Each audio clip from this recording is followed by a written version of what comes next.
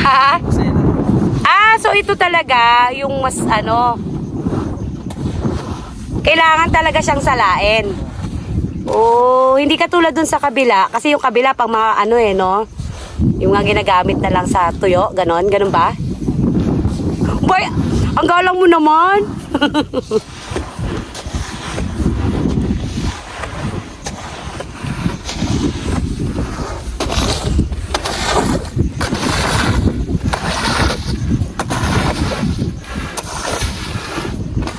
Kaya ito mas malinis.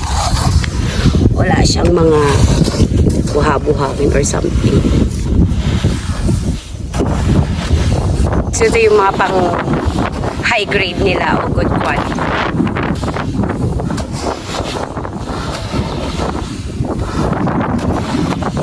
Let's see.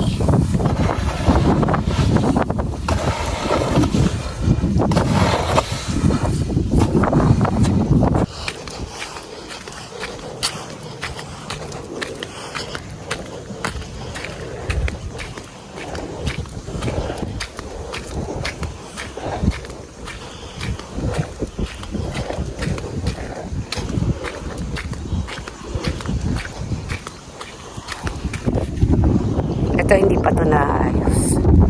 So, nire-remedy nila yan. I think dito dito pala nanggagaling yung tubig na pumapasok sa balon. Meron tong bulon.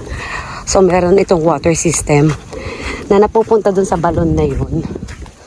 Na kung saan yung salinity nun ay tama para makabuo ng asin. So, ayan. Man, may bangkito ka ba? Bangkito?